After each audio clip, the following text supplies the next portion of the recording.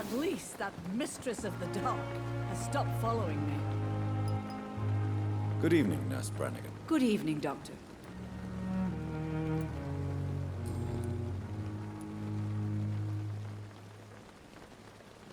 Why does Dr. Tippett claim you're the main reason he keeps working, despite his fatigue? If it wasn't for him, I probably would have left the Pembroke years ago. Dr. Tippett does not think of you as just a nurse anymore, does he? If you're suggesting he's not taking my gender into consideration when it comes to medical practice and knowledge, I really hope he doesn't.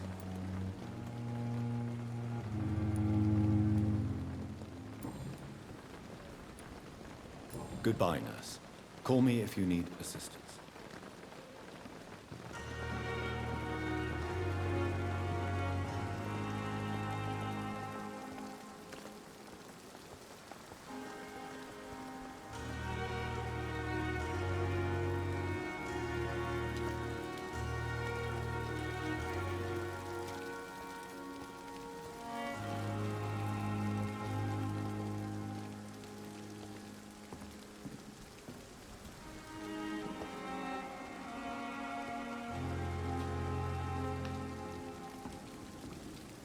Another night for the glorious battalion of men.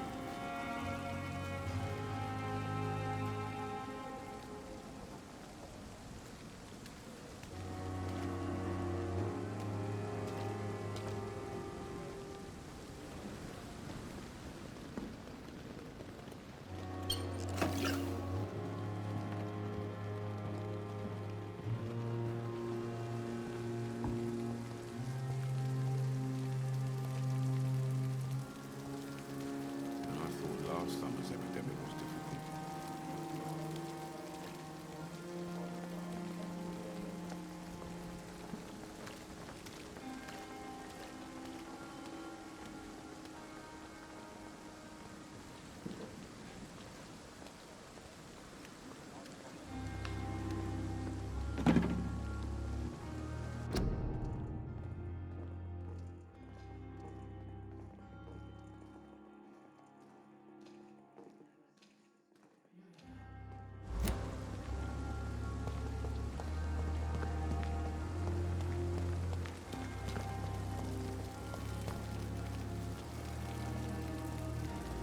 Still standing after this epidemic.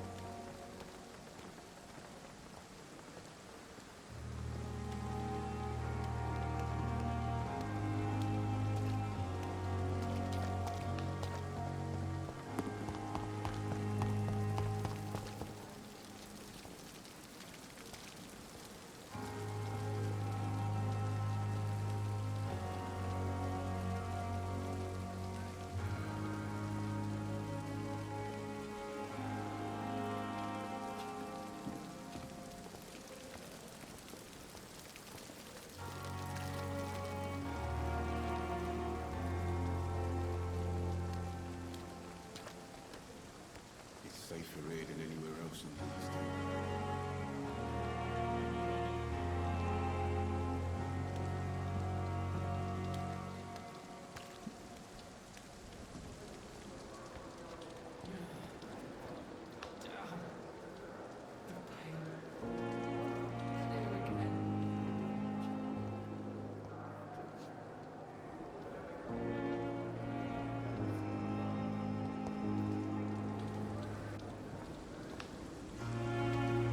This is no time for self-pity.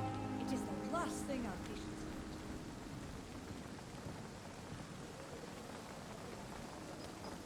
Perhaps I should have considered the offer from that Caliban fellow.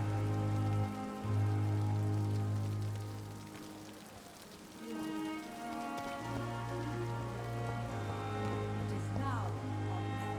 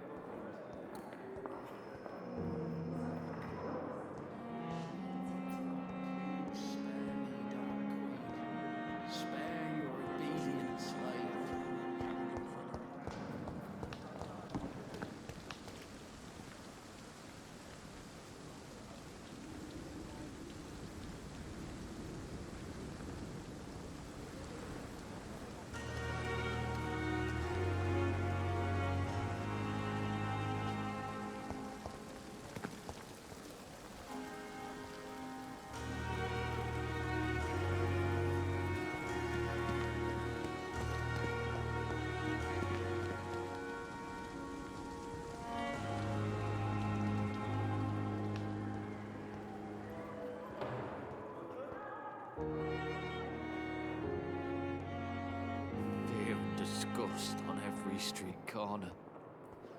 The daily routine. Good evening, sir. Can I help you? Unless you're here to fix my face. No.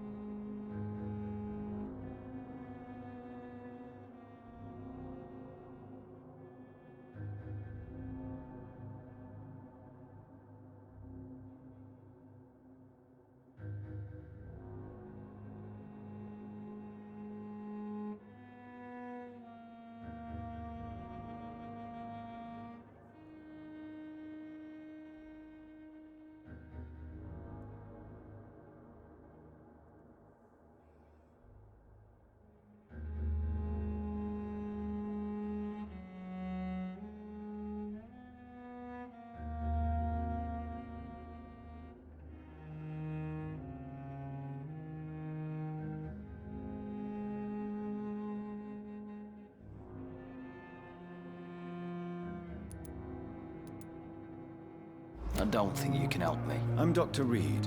I've recently taken the position of head surgeon here. War injuries, am I right? You guessed right, Doctor. German shell took my pretty little mug right off. But they still call me Thomas Elwood.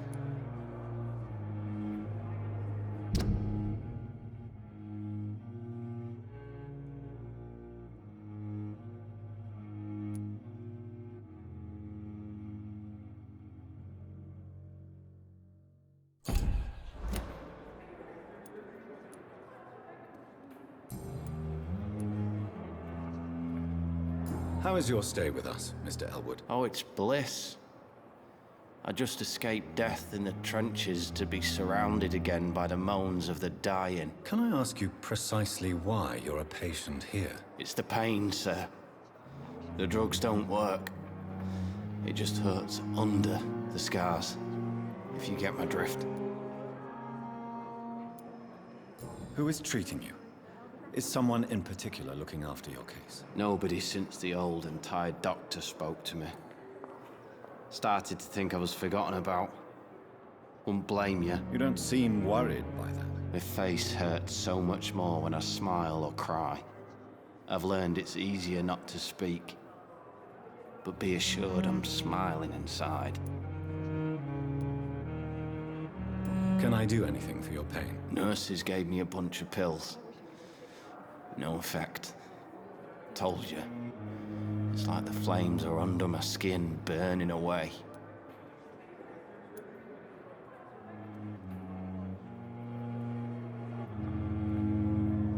Soldier, do you need assistance? I'm fine. Just do something for this pain, will you? That's all I'm asking.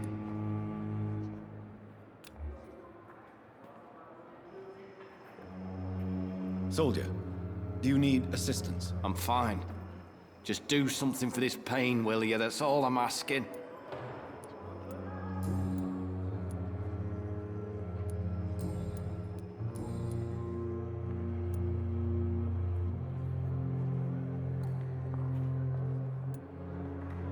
Where were you stationed, sir?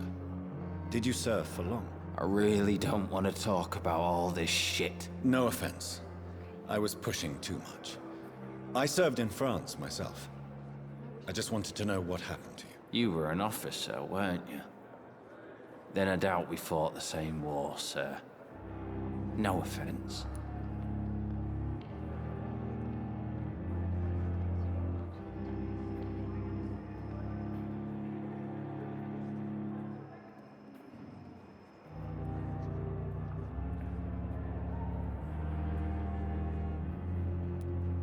How close are you to Miss Horcroft? Are you aware that she thinks she is a vampire? To wait for her next nibble is the best reason to stay here. Every time she approaches my bed, she treats me like something tasty. A normal person. Aren't you afraid? She may hurt you if the game goes too far. She's quite harmless, I can assure you. Her head's broken inside is all. While I'm busted on the outside. But she's still beautiful. living proof that there's hope for me.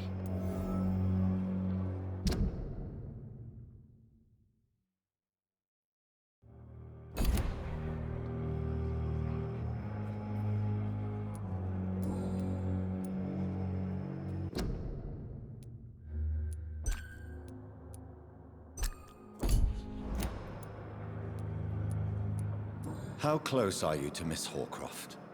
Are you aware that she thinks she is a vampire? To wait for her next nibble is the best reason to stay here. Every time she approaches my bed, she treats me like something tasty. A normal person. Aren't you afraid? She may hurt you if the game goes...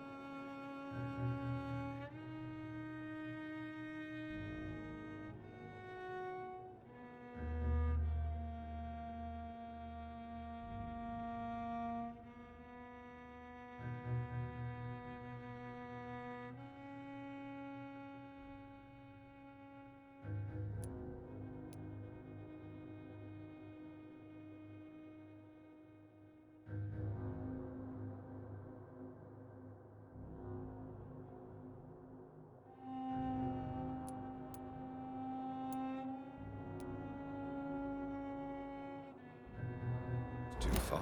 She's quite harmless, I can assure you. Her head's broken inside is all. While I'm busted on the outside. But she's still beautiful. Living proof that there's hope for me. So do you let her bite you? You know that's not sanitary. And why not? She's only supping a few drops of me blood. And the pain, it's real for once. She could decide to bite less willing patients. Then it's another good reason for me to stay here, Doctor. You do realize she's mentally disturbed. It's called the Cotard syndrome. She truly believes she's a vampire. In her madness, she never refers to my scars. And frankly, if I could, I'd join her world. It seems much more fun than the real one.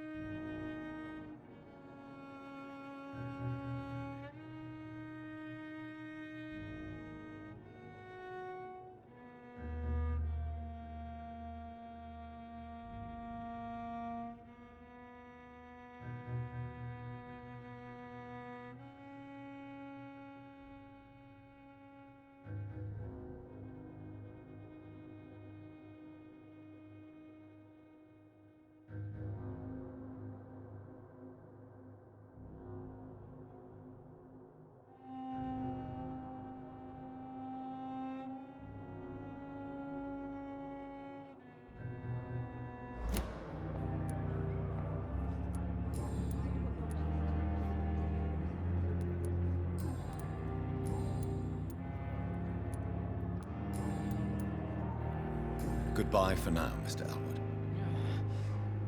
Damn. The pain. It's here So again. many deaths. I wish I could be sick again. And what of my own life? With the fever.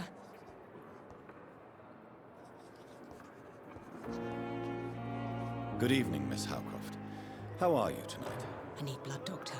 Warm, rich, vibrant blood.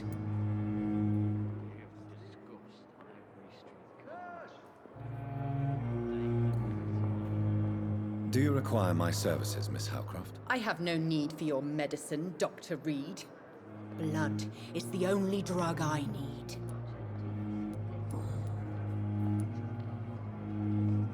Tell me, Thelma, why do you feel so attached to Mr. Elwood? Why him? I'm not sure, Doctor. I think we have a bond of some sort. We've both suffered so much. He's the only mortal I find interesting.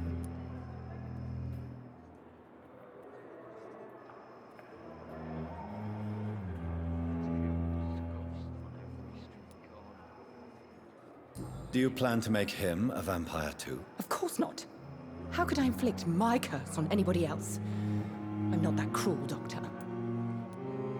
Would you say you and Mr. Elwood are romantically involved? No. No, Thomas is a delicate soul. Even though he disguises it. But I am not the woman he needs. No, for I am a vampire, Doctor.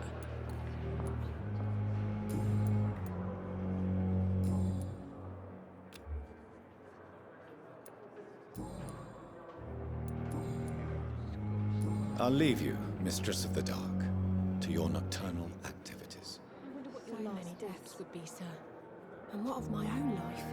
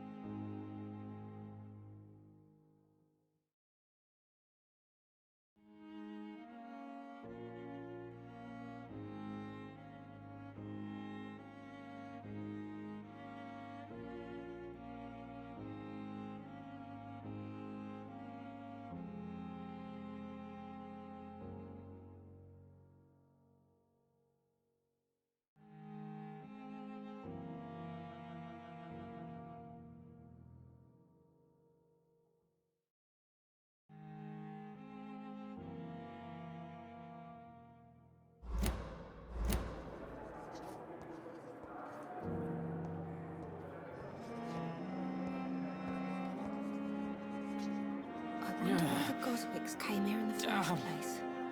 The pain. It's here again. Good evening, nurse. Good evening, Doctor. I don't think we've been introduced yet.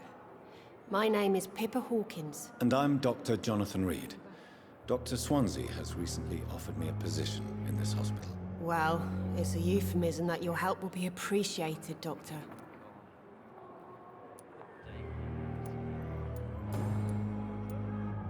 How would you describe the situation at the Pembroke Hospital? It's serious. The flu is wreaking havoc amongst the staff and patients. We are running out of everything. You must get a hold of yourself, nurse. Sorry, I'm exhausted. No one has any idea when this epidemic will be over. Nurse Hawkins, the Spanish flu won't last forever. Even the Black Plague didn't kill everyone. I wish I could believe you. But what if this epidemic was worse? What if in the end, nobody was spared? How long have you been a nurse? Well, long enough to see that the epidemic is winning. And no matter how qualified you are, don't tell me you'll change that.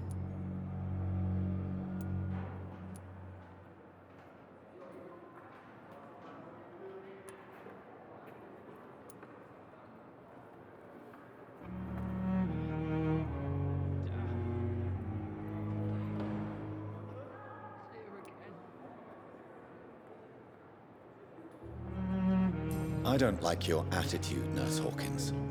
Pessimism can be as lethal as the epidemic in times like these. Sorry, Doctor. I don't want to sound bitter, but I'm just too tired to give a pep talk like Nurse Brannigan.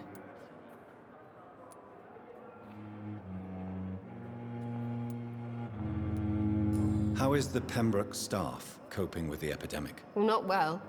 Milton, the ambulance driver, is even more grumpy than usual, especially concerning doctors.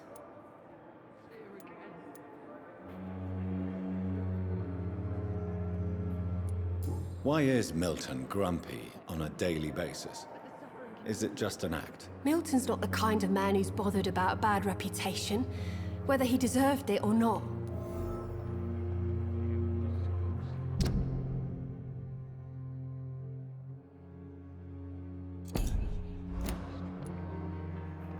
Why does Milton dislike doctors? I don't know. Just ask him. But be warned, Milton is not the chatty type.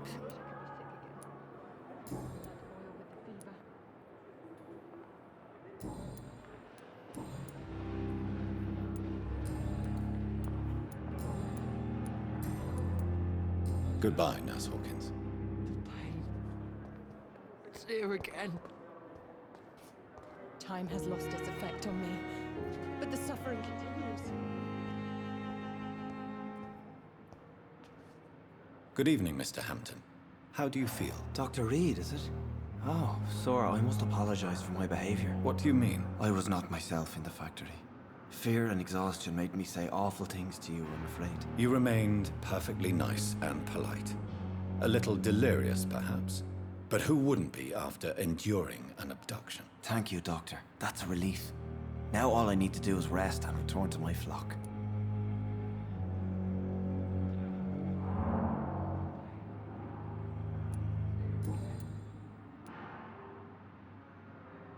How did you end up in William Bishop's den? I had received alarming news about his recent behavior.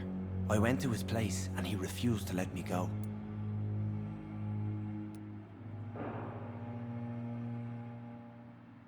Why did he abduct you? William was an alcoholic. His addiction suddenly changed to blood. I don't know why. Just like a patient I met here. This Miss Hawcroft. You dared to enter this awful place alone. You're a hero, Mr. Hampton. Or a fool. I'm just a man trying to help his friends, Dr. Reed. William Bishop was a conflicted soul, searching for light.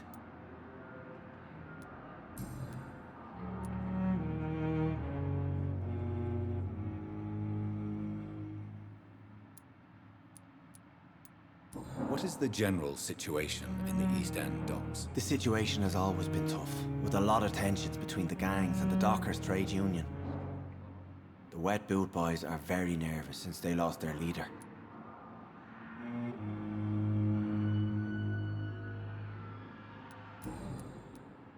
What is the general situation in the East End docks? The situation has always been tough, with a lot of tensions between the gangs and the dockers' trade union. The Wet Boot Boys are very nervous since they lost their leader.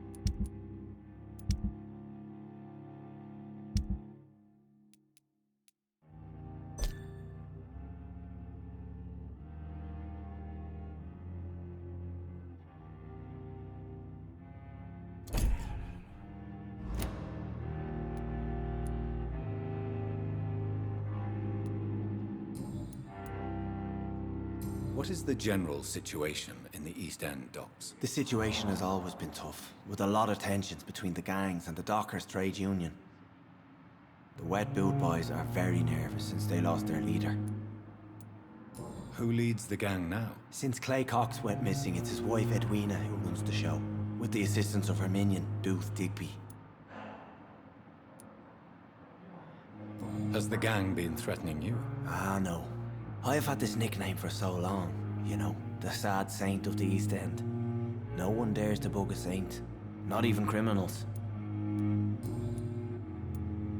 Do you know Tom Watts, the bartender from the Turtle? I met him before I found you in the canning factory. Tom? Yes, of course. Always the helping hand, good old Tom. Without men like him, corruption and despair would have wiped out the East End long ago. Who should I avoid in this part of town, then? Any particularly evil figures? Not really. Most men and women are just doing their best. And it's not my habit to speak ill of people I know, Doctor. People are still in despair. How could it be otherwise? The authorities have left us all to rot in this contagious nightmare. No drugs, no advice, nothing. It's a damn shame.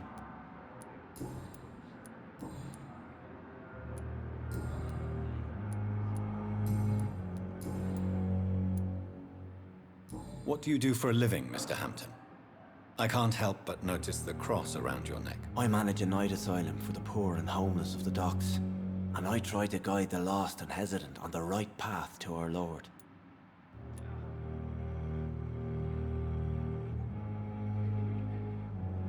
Are you a priest, Mr. Hampton? A deacon, maybe? Not at all, Doctor. I'm just a man of faith willing to preach the good word.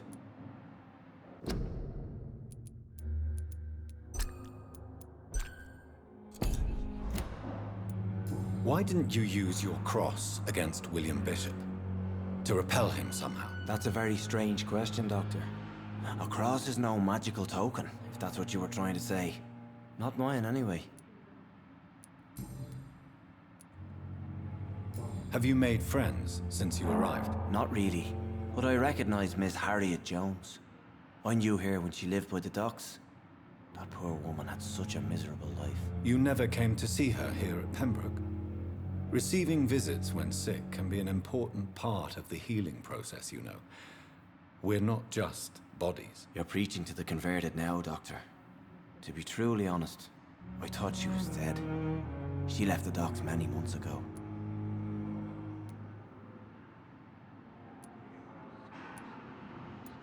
Have you made friends? Since you arrived? Not really, but I recognize Miss Harriet Jones. I knew her when she lived by the docks. That poor woman had such a miserable life. You never came to see her here at Pembroke? Receiving visits when sick can be an important part of the healing process, you know. We're not just bodies. You're preaching to the converted now, Doctor. To be truly honest, I thought she was dead. She left the docks many months ago. How do you feel, Mr. Hampton?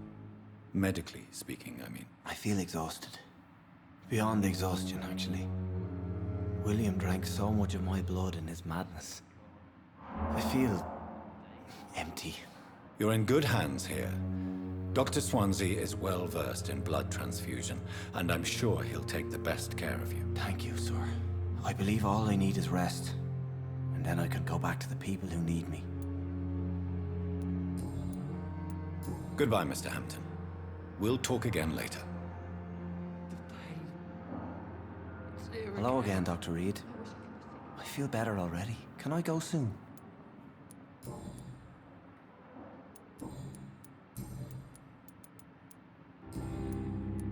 Goodbye, Mr. Hampton. We'll talk again later. It's locked, all right. On every street corner. The daily routine.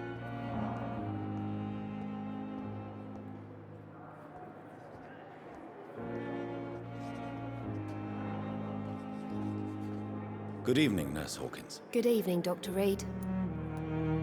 Goodbye, Nurse Hawkins.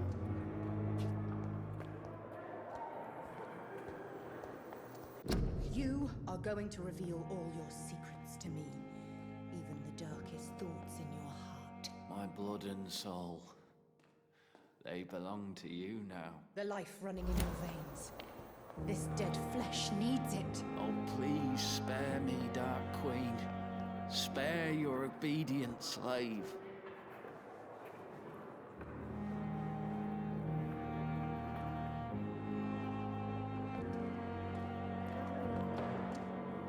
Good evening, Miss Howcroft. How are you tonight? I need blood, Doctor.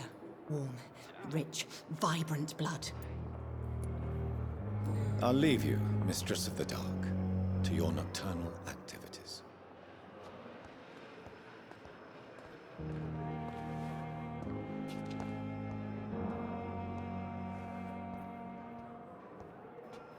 You are going to reveal all your secrets to me, even the darkest thoughts in your heart. My blood and soul, they belong to you now. The life running in your veins. This dead flesh needs it. Oh, please spare me, Dark Queen. Spare your obedient slave.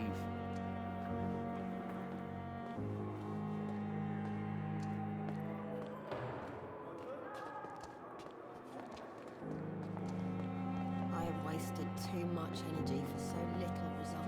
Disgust on every street corner.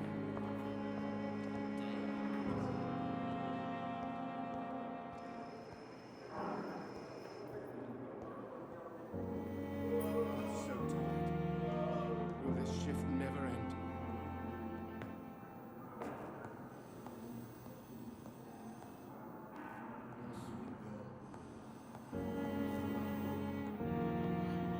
Good evening, sir. I'm Dr. Reed. I believe we're going to be colleagues. Reed, yes, I've been informed about your arrival. I'm Waverly Ackroyd. Welcome aboard, I suppose. Does my arrival inconvenience you in some way, Dr. Ackroyd? Let us just say that I don't particularly share Dr. Swansey's enthusiasm for hiring you. What we need here are reliable professionals, not overrated dabblers.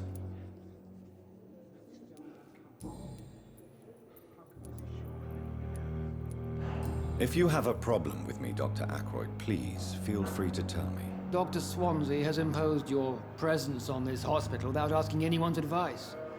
The benefit of his position. But I don't agree with it. I know we've never met before, but I believe this hospital could use all the help it can get. You will agree with that, I'm sure. Oh, but I have heard about you, Dr. Reed. Of course, you can't say the same about me, since I have not wasted my time courting the press.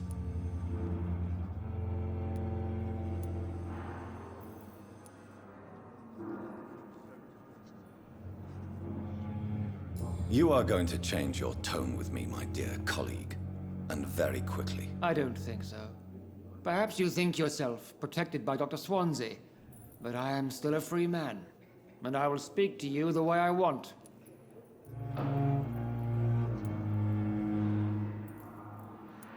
If you have a problem with me, Dr. Ackroyd, please feel free to tell me. Dr. Swansey has imposed your... I know we've never... Oh, but I have... You are going... I don't think so.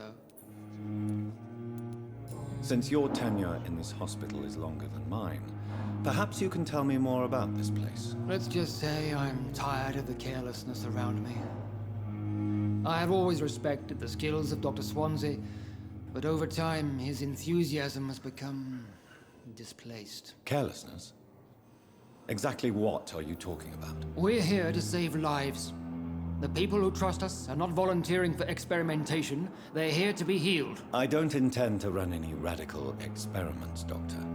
Even if I, as any good practitioner should, express an interest in pushing the boundaries of medical research. Modern medical methods were created through audacity and ego. But there are rules in our line of work, and they're here to protect our patients.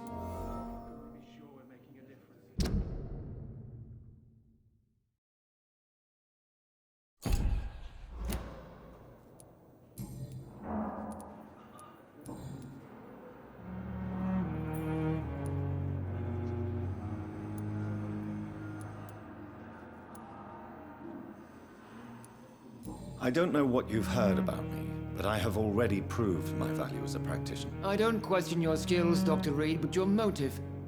Is it money, fame, or are you truly dedicated? And what exactly is that supposed to mean? I served in the war just like you.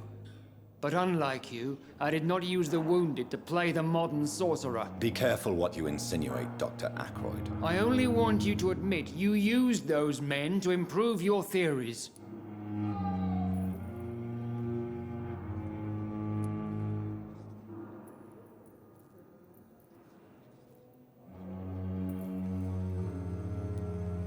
I don't see any reason why I should justify my actions to you. That's true, Dr. Reed.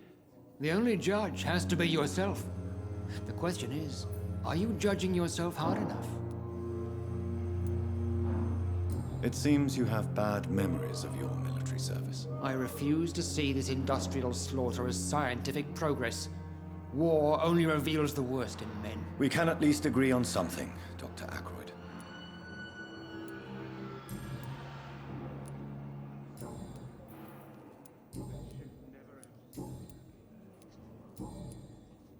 Thank you for your time. We'll talk later.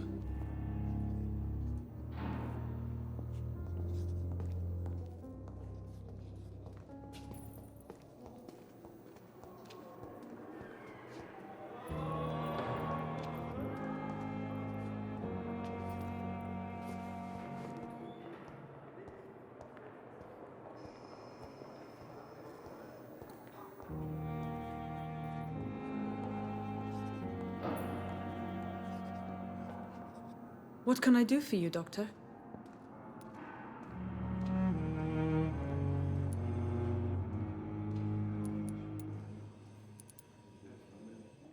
Thank you, Nurse Crane.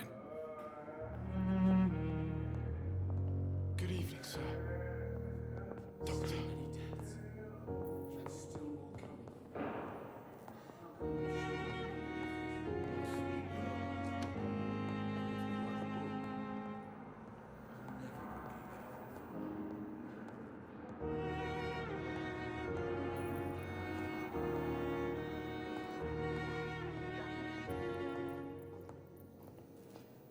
I will not let you down, my boy. How long must I wait, damn it? Blaming me will not further your agenda, sir. How long's it going to take to fix me properly? A month? A year? You have the right to disapprove of our methods, and you will kindly apologize when you're feeling better. Good evening, Doctor. I believe we're going to be working together. Dr. Reed. Dr. Swansea informed us of your arrival, but I could not dare to believe we'd have such good fortune. Such an honor, sir. Thank you. And you are? I am Thoreau Strickland, Dr. Thoreau Strickland. I'm a great admirer of your work, Dr. Reed.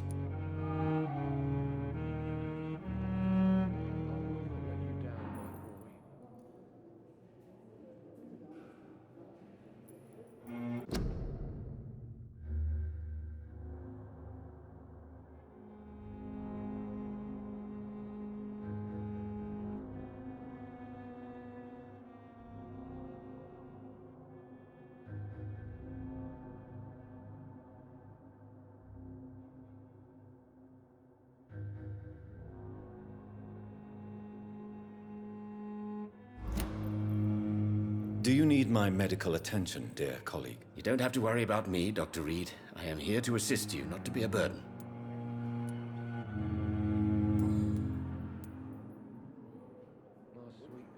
Please, could you tell me something about yourself? I'm a great admirer of your work concerning blood transfusion, Dr. Reed. I run my own experiments. I'm convinced it's the future.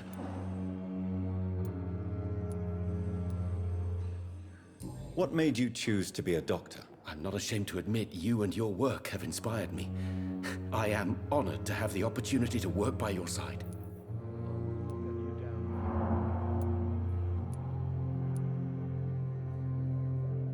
It's always a pleasure to share scientific and medical knowledge with someone eager to learn. I'll be glad to help you if I can. This epidemic may be the century's most terrible disaster, but I'm convinced that we, as doctors, are the only ones able to defeat it. I based my technique on my mentor's research. He helped me perfect my method. What is yours? I'd rather not talk about it. For now, it's just theories and first approach. My process is purely experimental and unsuccessful. As long as you're cautious and methodical, you may remain empty-handed, but you won't fail. You're not the first one to warn me, but I am convinced knowledge is the main weapon against the ravages of this epidemic.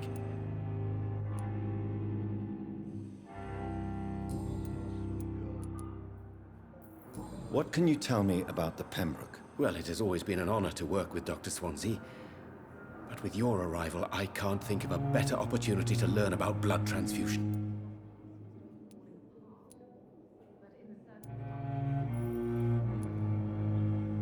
You seem quite optimistic. It's a rare and precious attitude in these difficult times. I'm convinced that this epidemic is a test of endurance and dedication for us men of science. Questions remain about our capacity to resolve the situation. True. Last summer, during the first wave of the epidemic, I used to joke with Milton about the extra work. We're not smiling now. Do you need help with anything in particular? Well, yes, maybe. I'm waiting for a batch of products I ordered for my personal research, yet my supplier seems to have vanished. Do you want me to play the errand boy for you? Oh no, Dr. Reed. But if you went personally to his shop, what with your reputation and all, he wouldn't dare to refuse the products I need. I see. Well, give me the address, for I may pass by if I have time.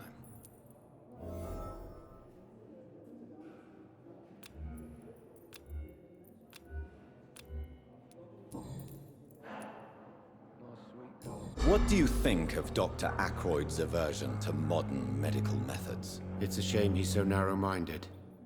Dr. Swansea taught me that science is about exploring uncharted territory. I'm convinced that's true. With the influenza and all that's going on, you should put your differences aside, don't you think? Why is it so difficult to work together? I believe that if Dr. Ackroyd had been the one to discover the transfusion process, he would be the first to recommend its use. So you believe it's just a question of jealousy and pride? Dr. Ackroyd is as proud as he is blinded by his obsolete concept of medical science.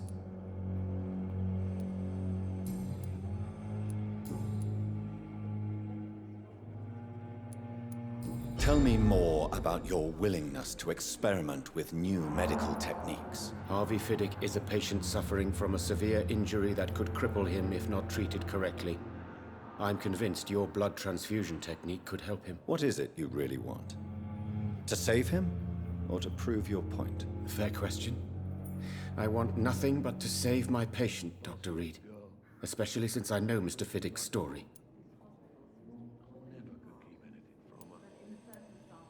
Tell me Mr. Fiddick's story. Our first diagnosis was compromised because Mr. Fiddick lied to us about the real origin of his injury. He first claimed it was an accident. But why would he hide such crucial information from us? Because he is a proud father, ashamed of putting his children at risk because of his own negligence.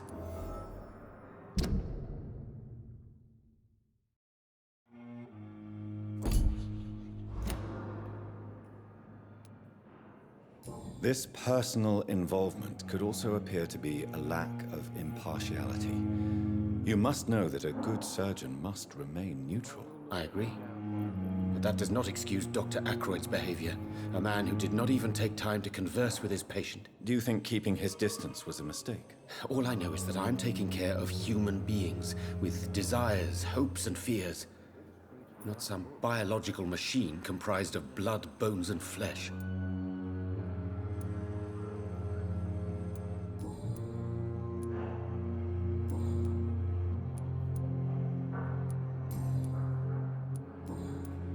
Goodbye, Dr. Strickland. This hospital seems to be falling apart. But in the circumstances, Good evening, sir. I'm Dr. Reed. May I help you? I don't know if a third opinion is needed. Your colleagues are already arguing about my condition. I see. Would you mind telling me more about your situation? I'm Harvey Fiddick. All I want is to get me bloody arm fixed properly.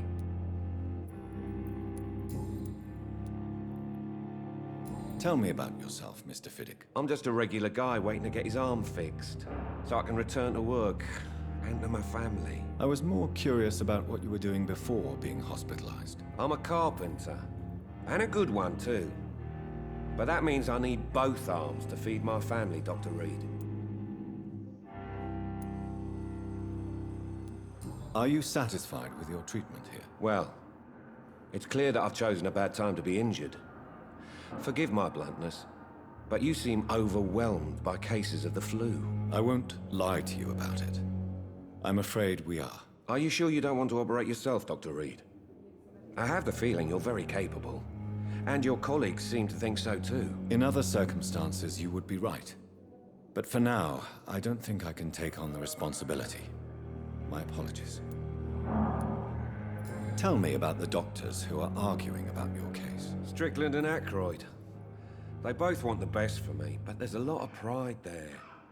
Doctors are no different from carpenters, it seems. What do you mean? I often had professional arguments with rivals on a building site. Difference is, I disagreed about wood and nails, not flesh and bones.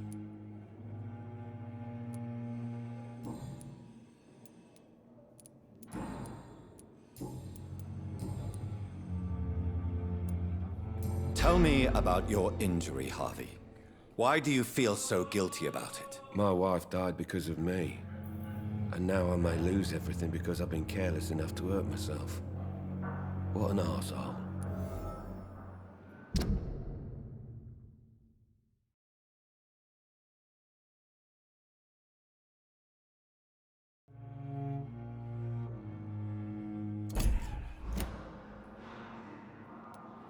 How could your job be responsible for your wife's death? I was working a double. She went out to bring me a hot meal and got caught in a German bomb raid. You can't hold yourself responsible for your injury, Mr. Fiddick, unless you tried to hurt yourself. Of course I didn't hurt myself, but I can't work until my arm is fixed. My children need to eat, Doctor. Tell me more about the death of your wife, Harvey. 1915. I was in the army, building workshops for the Royal Flying Corps. Helen was happy I wasn't sent to the front. What happened? The Germans sent Zeppelins to bomb the construction site, but they missed their target. My wife was bringing my dinner when the bombs fell. I'm sorry for your loss. So many died during the bombings. I served in France and witnessed the carnage there. I would like to say that she didn't suffer. Truth is, I have no idea. I just know that I'm all that me kids have. Poor little bleeders. How are your children after losing their mother? They were smaller then. The only good thing about this is my Helen didn't bring them with her that night.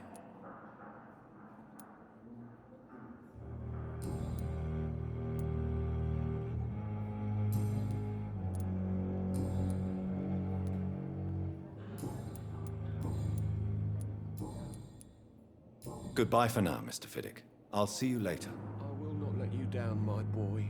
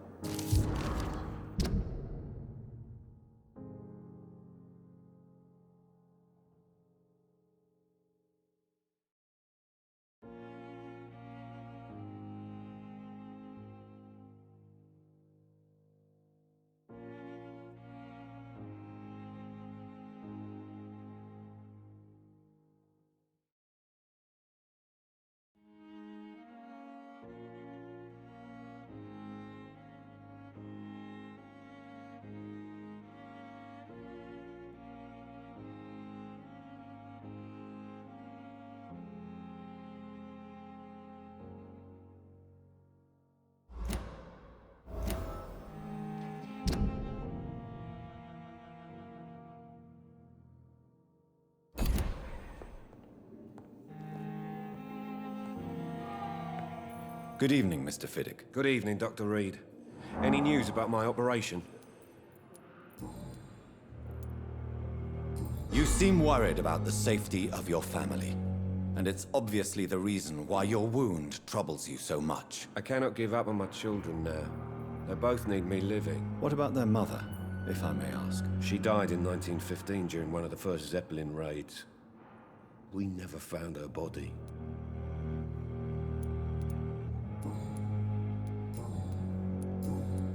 Goodbye for now, Mr. Fiddick. I'll see you later. Sweet girl. Reads me like a book.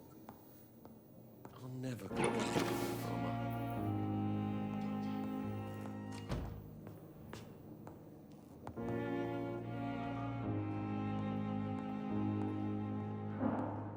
I will not let you down, my boy.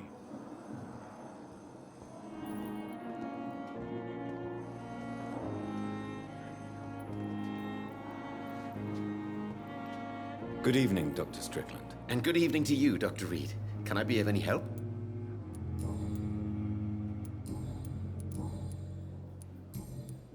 Goodbye, Dr. Strickland.